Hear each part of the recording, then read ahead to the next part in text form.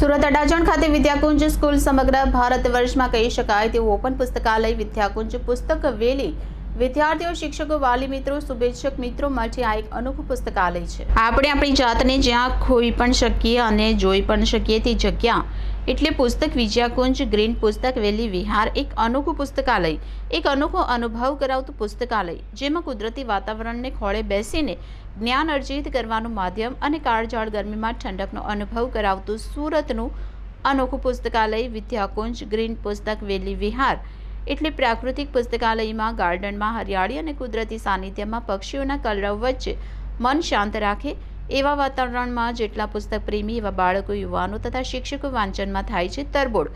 પુસ્તકો સમયના વિશાળ સાગરખંડમાં ઊભી કરાયેલ દીવાર દાંડી સમાન છે। પુસ્તકો એ વિશ્વ તરફ ઉઘડતી બારી છે।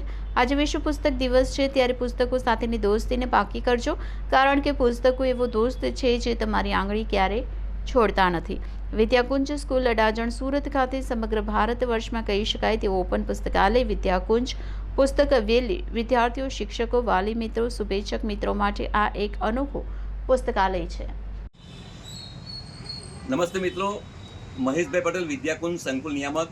આજે વિશ્વ પુસ્તક દિવસ નિમિત્તે આપ સૌ પુસ્તક પ્રેમીઓને હું ખૂબ ખૂબ શુભકામના પાઠવું છું।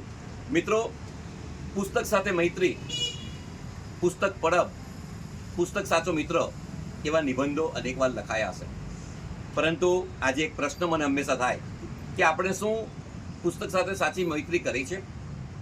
આપણે એવા તૃષાતુર છીએ કે પુસ્તક પરબ સુધી એને રસ પીવા માટે જઈએ? તો કદાચ જવાબ આવશે ના। વિદ્યાકુંજમાં એક અનોખો પ્રયોગ અમે કર્યો છે। વિદ્યાકુંજની પુસ્તકાલયને અમે ઓપન પુસ્તકાલય તરીકે કાયમ માટે ખુલ્લું મૂક્યું છે, અને તેમાં પણ તમે જોઈ શકો છો કે ગ્રીન વેલીમાં એટલે પુસ્તક વેલી અહીંયા અમે તૈયાર કરી છે, અને પુસ્તકો વેલીના સ્વરૂપે આજે હેંગિંગ થઈ રહ્યા છે, લટકી રહ્યા છે।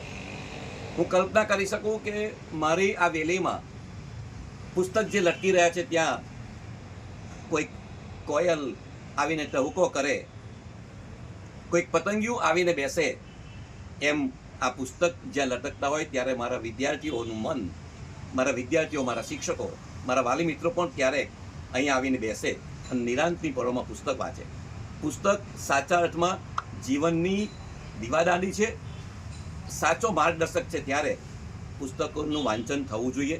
પુસ્તકો આપણને આત્મવિશ્વાસ આપે છે, પુસ્તકો આપણને સાચી દિશા આપે છે અને જીવન જીવવાની કળા આપે છે।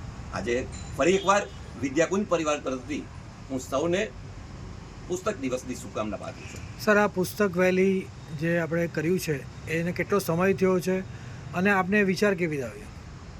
છેલ્લા 4 વર્ષથી એટલે કોરોના પછીના સમયમાં મારા મનમાં એક વિચાર આવ્યો કે જ્યારે આવી સરસ મજાની સુંદર વેલી છે, પુસ્તકાલય છે, ત્યાં સુધી શિક્ષકો કે વિદ્યાર્થીઓ જતા નથી, તો આવી જગ્યાએ જો કદાચ પુસ્તકો મૂકવામાં આવે તો વિદ્યાર્થીઓ જ્યારે રિસેસમાં હોય, જ્યારે નાસ્તો કરતા હોય, જ્યારે રમતના પીરિયડમાં નીચે આવે ત્યારે પુસ્તક જુએ, એને સ્પર્શ કરવાનું મન થાય અને ક્યારેક વાંચવાનું મન થાય।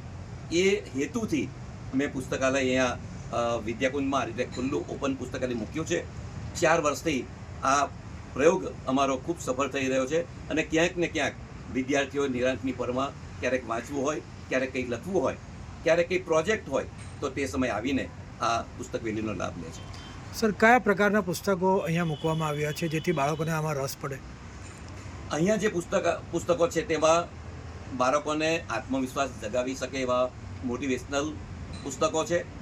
શિક્ષણવિદો શું કહી રહ્યા છે શિક્ષણ વિશે તેમના પુસ્તકો છે, ધાર્મિક પુસ્તકો છે, રાષ્ટ્રીય વિચારધારાના પુસ્તકો છે, અને સાથે સાથે ભારતીય સંસ્કૃતિ અને એક વિદ્યાર્થી તરીકે એ એક વિશ્વનો આદર્શ નાગરિક બને એવા એને પ્રેરક કરનારા પુસ્તકો અહીંયા પુસ્તક વેલીમાં છે।